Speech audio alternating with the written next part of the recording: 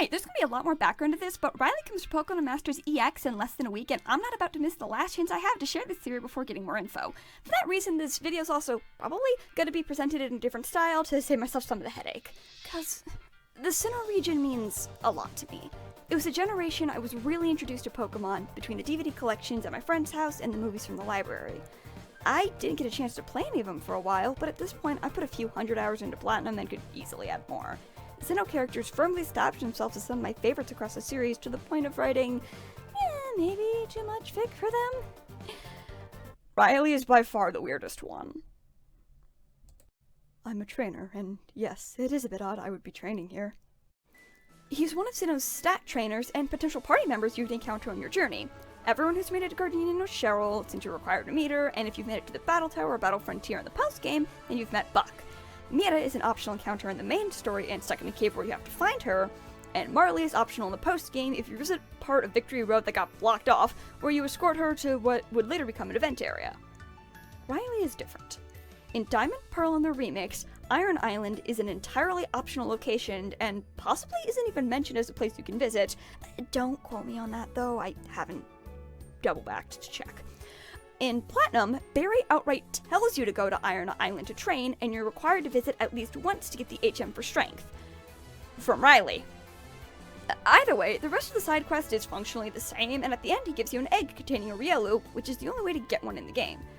The only reason I say functionally is thanks to one little word changing between Diamond and Pearl. Well, Diamond and Pearl versus Platinum. I don't care what good reason you may have, but I don't want you bringing any trouble into my mine. Versus, I don't care what good reason you may have, but I don't want you bringing any trouble into the mine.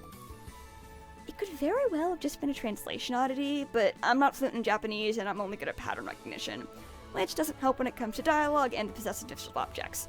For the record, this text is what it says in Japanese. I'm not gonna try to pronounce it or anything. BDSP doubles down on my mine being the line, but those remakes are faithful to a fault for the bulk of the adventure, so I still lean towards the mine, personally. Anyway, Riley's the only stat trainer who's optional in some versions, but required in another. Notably, the one game he's required in also happens to be the one game, so far, where he actually mentions another aspect of him that, sets him apart from the rest of the cast. Your team, I sense your strong aura. In Platinum, you can find him, and the gym leaders and other stat trainers, in the battleground once finishing the Stark Mountain post-game/side quest. If you choose to battle him, he says this line during the fight when he's down to his last Pokemon and it has less than half of its health left.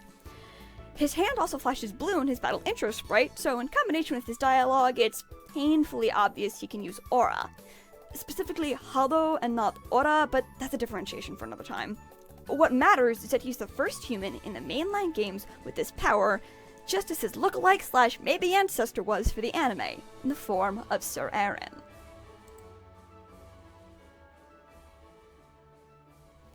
It's highlighted more in the anime, with Riley keeping his abilities a secret for his first episode and revealing them in a moment of crisis in his second. He calls himself an Aura Guardian in training, which is unfortunately something that only exists by that name in the anime, but the fact of the matter is he's a little less reserved about using his abilities there. He still doesn't show them off right away, which is a little odd considering Ash should be glowing pretty bright if the 8th movie Lucario's senses are to be believed, but once the secret's out, it's out, and he's doing everything he can to protect the people and Pokemon of the island. It's a little unclear how much of what was being sensed earlier on was actually being done by Lucario with Riley translating, and how much was actually Riley himself using Lucario as a cover. It doesn't matter too much in the end, since crossing canons for information is risky sometimes, but the insights and concepts can still be applied elsewhere. Speaking of the 8th movie though, Riley himself actually gets to pull a stunt similar to his ace Pokemon and appear early to tease the upcoming generation. Where, you ask? Pokemon Special, aka Pokemon Adventures, of course. In the last chapter, the epilogue of the Emerald arc, Riley, of all people, can be seen prominently on a boat headed to the Hoenn Battle Frontier. Not a hint at a new protagonist, not a new Pokemon, but Riley. In PokéSpe itself, he has a minor role in the Diamond and Pearl arc in helping Dia train on Iron Island, where we also get one of the clearest explanations on how Aura generally works. Aura is a wave that's transmitted and captured by people and Pokemon like sound. Just like sound can be interrupted by noise, you can do the same to aura waves. This also changes things, in that Riley's abilities are much more well known in this canon compared to the games or anime. A couple of random roughnecks, seemingly in place of the galactic grunts that were present in the games, know how his powers work and how to counteract them without too much effort. That's kinda terrifying! If Dia wasn't there, Riley and Lucario would have been unable to stop the roughnecks, blinded by honey and airspace sliced to bits and destroying their waves. Even if they could attack, they could only use sound to try and pinpoint the enemy and can't dodge like they normally would be able to. Riley pops up again near the end of the Mount Coronet. Near the end of the arc on Mount Coronet with everyone else, and gets to look cool. He's a bit more prominent in the Platinum arc, where Palmer asks him to try and track the aura from a drone, and again, showing that more people know of his power. Palmer makes more sense. The stat trainers are your tower multi-battle partners, and Palmer runs the place, but the fact that it happens at all is interesting. It does help explain why Riley's on the ship in the epilogue, but it's still strange, isn't it? But for a while, that was it. Games, anime, manga. That's all anyone ever gets, really, if they're lucky, and there was no reason to expect any more out of Sinnoh save for a remake or revisit. Riley was just this weird fancy guy who specialized in Pokemon with high attack and hung out in an abandoned mine that may or may not have belonged to him to train with his Pokemon. Didn't even seem to own the one house on the island in the games. It's actually Byron's, and had superpowers. Pokémon Masters EX sees him be mentioned offhandedly by Rourke, but even that doesn't really help much. My dad has a friend named Riley. He's a bit of a mystery, but he's a real solid Pokemon trainer. I wonder if he's here on Pastio as well. It'd be awesome to meet up with him. You'll know Riley when you see him. He wears a fancy blue suit and a nice blue hat, so he tends to stand out in a crowd no matter where he is. If that's all there was to him, then I'd just be the usual amount of confused about things and not rambling about all of this, and several related points, for at least an hour at a time to anyone who would listen for the last year. Obviously this isn't the case. My friends can very much attest to that. It's all thanks to one game.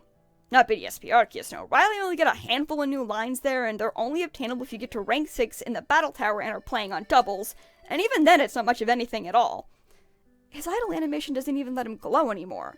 It's probably supposed to be aura that's making his hair and hat move and non-existent wind to mimic part of his old sprite, and require a number of bones as a result. But it's just not the same. His command animation is the same flapping, but again, it's just kinda disappointing. But no, the reason I've been losing my mind for so long is Pokemon Legends Arceus. One of the big things with Legends Arceus, as many people know, is that you're in a past version of the Sinnoh region, known as Hisuian at that point, and can run into characters that appear to be the ancestors of characters we know from the present day. These are primarily for Sinnoh characters, but there's some other ones too for spice. Technically, we don't know if these guys are actually ancestors or not, but that's very much the implication. And even more so now thanks to Perrin, in my opinion. Starting with the non-Sinnoh folks, we have Sanqua for Karen, Benny for Wally, Leon for Clay, Charm for Agatha, and Bertha, but that's the point.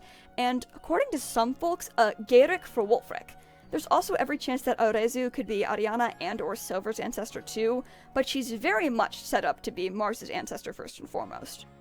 Speaking of Mars, though, there's something strange about many of the remaining ancestors and the groups they're for. By groups, I mean groups of characters in the modern day. Gym leaders, Elite Four members, Frontier Brains, Galactic Admins, the stat trainers, those guys. Protax and Champion too, I guess, but they're a lot more one-offish as opposed to having a collective title or anything. For some reason, almost every group is missing at least one member's ancestor.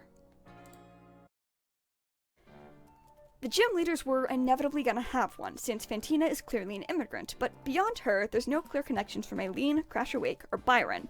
Not quite Rourke by extension of his dad, though. With all the jokes folks made back when Heart Gold Soul Silver was being revealed about Rourke is just silver with a helmet and glasses, it's possible that Reizu could be an ancestor on his mom's side.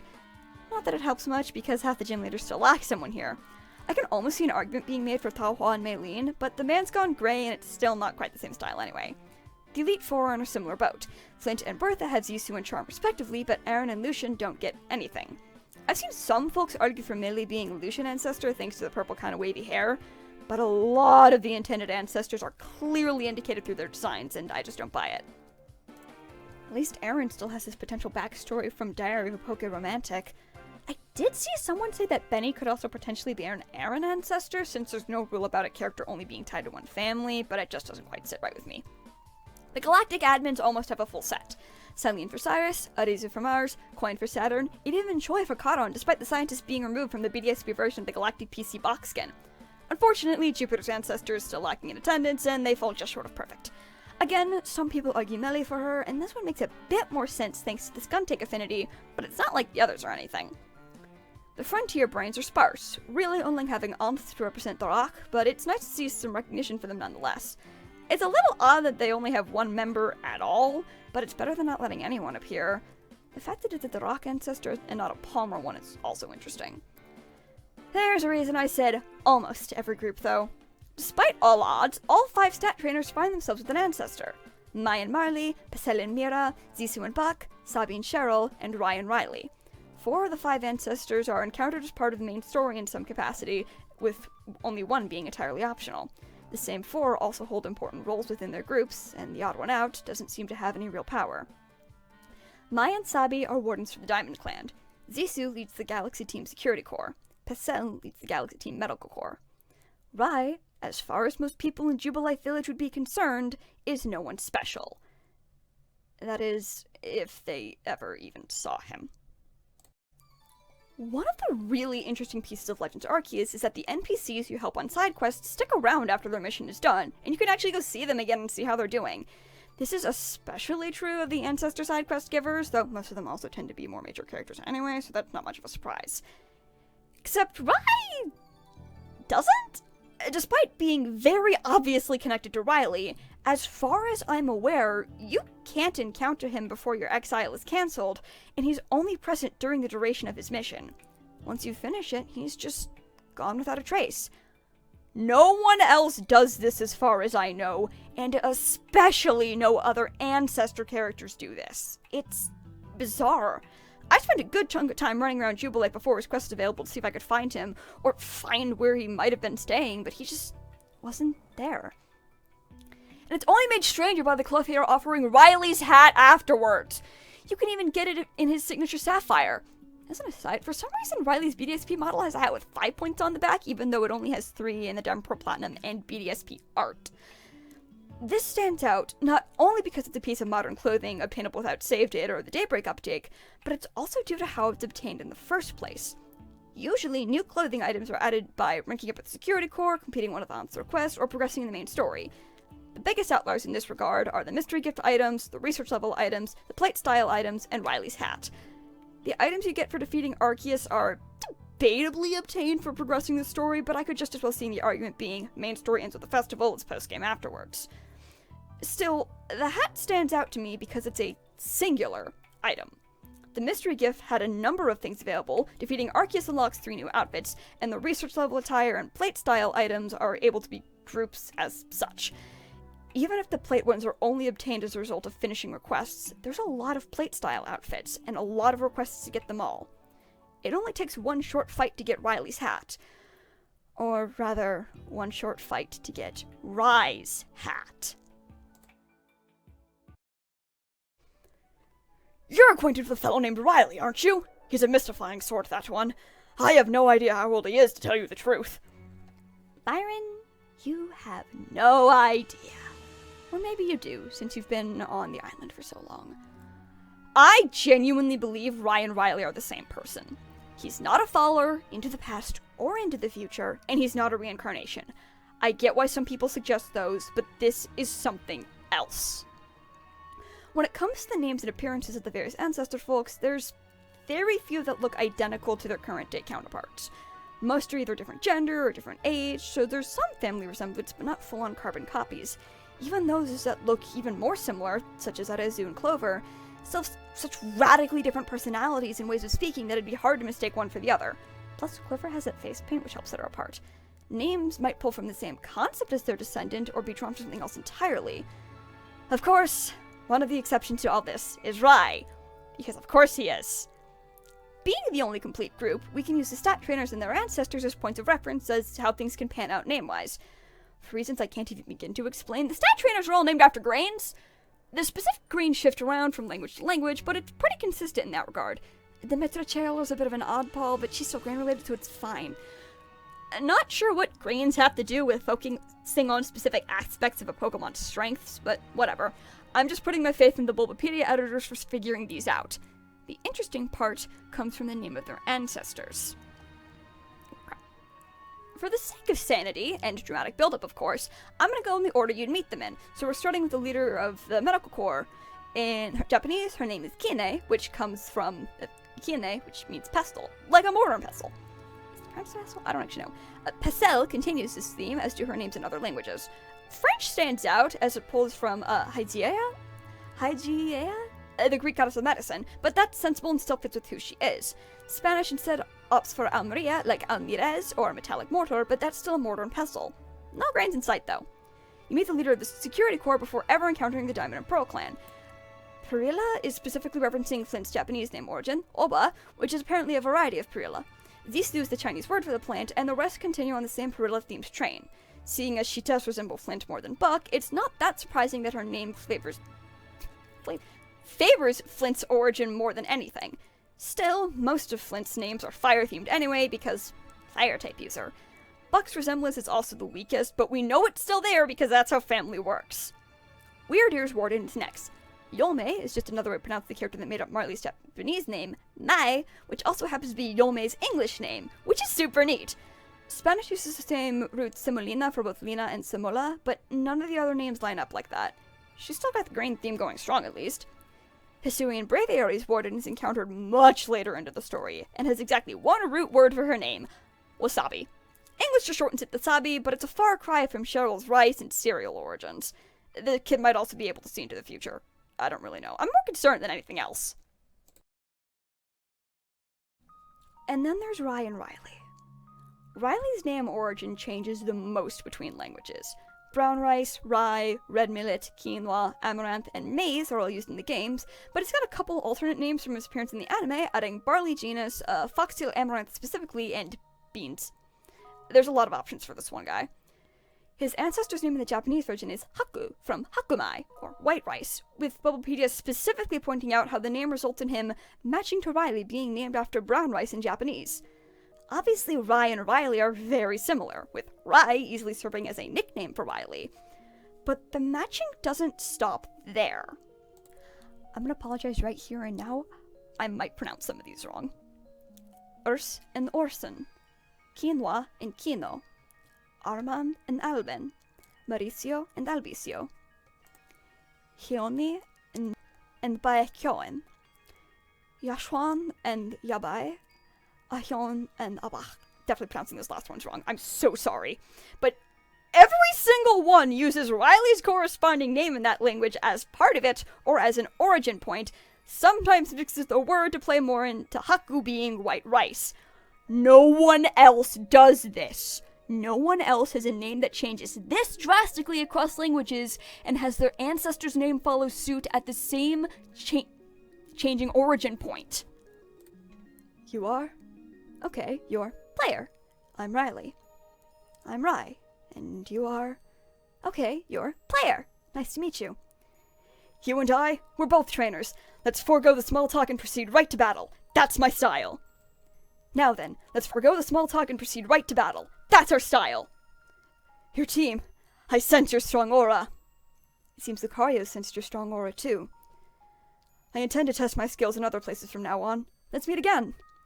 I think we'll test our skills in other places from now on. Let's meet again.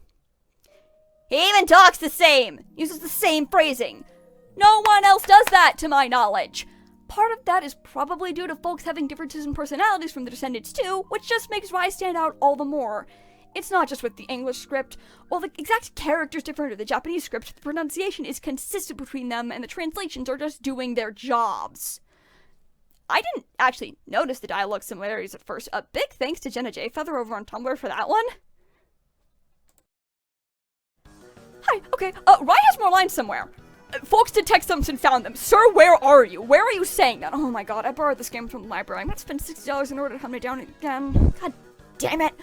Right, what do you mean it's odd you're working there? What do you know that I don't? Where are you working? There's not really good information about his location. I think the 3 lines are meant to be back to back to back based on how other character dialogues are handled, but the hard part is just finding him.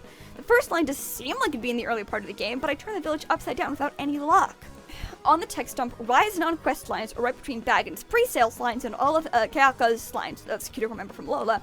So it'd be weird if they were just unused. The NPC variables are hex codes, which use the more available slots, really, full 256 options, but not all of them are used, and the order is, kind of strange. The major characters are the first 36 slots, which makes sense. After that, it starts going to the various request NPCs, so that's basically all the important characters right there at the start. The only ones that aren't in there I'd consider important are Vesa, 0056, Bagon, 009D, and Rye, 009F. I can kind of see Vesa being later on, since her whole thing is just a side quest, but the fact that Rye isn't grouped into the other ancestors just weirds me out, I get it, the whole point is just a guy, or trying to be just a guy, but still, why isn't Rye just 0025 or 001A? Well, neither of those go used. Why isn't he there? Why is he almost at the end of the Jubilee Village Index? I don't understand. I'm also slightly terrified that this was lines that only existed in the pre-Daybreak version, because I only have the Daybreak version, and again, I've turned this town upside down several times over, and I have not been able to find him anywhere. Beyond the name similarities, beyond the uncannily similar dialogue, beyond the fact that defeating Rye unlocks Riley's hat, beyond even the fact that he appears and disappears without a trace when the world is in crisis, there's one thing that really drives the final nail in the coffin. Or I guess it can't really be a coffin, since Rye's still alive and doesn't seem intent on dying anytime soon. Hisuian Snow. Just over 30.5 minutes, including credits, to tell the story of a boy named Alec and Hisuian Zorua he met by happenstance. It seemed to be set before the events of Legends Arceus, thanks to images only present in the Japanese credits depicting younger Adaman and Narita, as well as the arrival of Laventon. With such a limited amount of time, it would make sense to limit cameos and appearances of game characters to the most important NPCs. As stated already, there's extra characters only present in the Japanese credits. Adaman, Mai, Irida, Polina, and Laventon. They're all pretty important. In the course of the short series itself, we get appearances from Silene, Zisu, Kamado, Benny, Pesel, Volo, and Rye. Yes, really. He's only present for a couple seconds near the end of episode 2, and he's pretty quickly overshadowed by Volo's cameo. It doesn't help that Rye's appearance isn't as distinctive, but no one else has hair that spiky and is in the agricultural corps, especially in uniform. Usually they just use the one model after all. We don't get to see him from the front, which would reveal the notch in his hat, but it's still pretty obvious who's standing there. But why Rye? You could argue they picked someone at random, but it would have made more sense to have Gunther or Thule there alongside Volo than Rye. If you wanted someone from agriculture, why not have it be their leader Kolza? Why not let Sanko step in as the leader of the construction corps? Why not have Tawa picking up things as head of supply corps? If you want someone distinctive, but not too important, why not go for Anth collecting a shipment of new fabrics? Or Choi, since he runs the general item store? Why include Rye if he's not supposed to be important?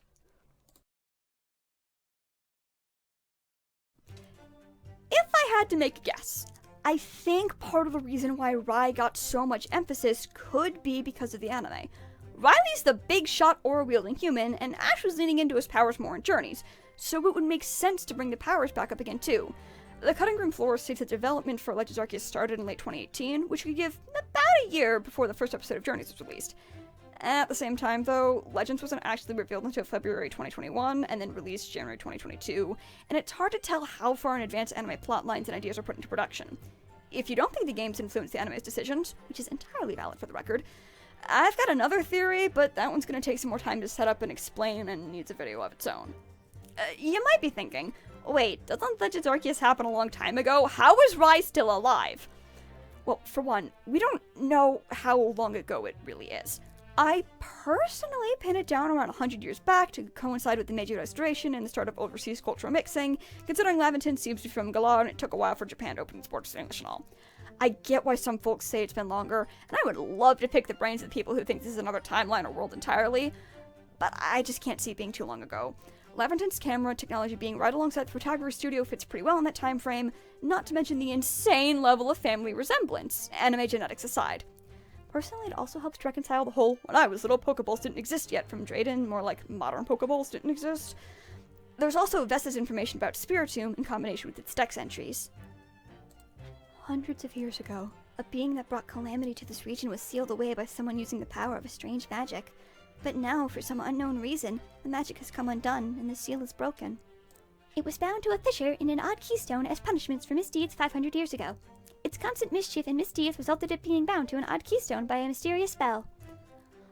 All Spiritomb's mischief and misdeeds compel the traveler to use a mysterious spell to bind Spiritomb to an odd keystone.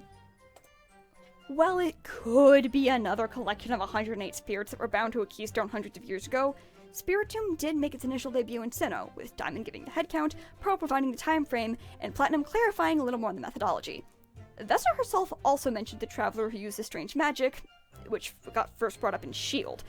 Granted, Spiritomb isn't a unique Pokemon, and you know who manages to acquire one even if you don't collect all the souls, but the fact that multiple Spiritombs can even exist considering its dex information is a headache for another time.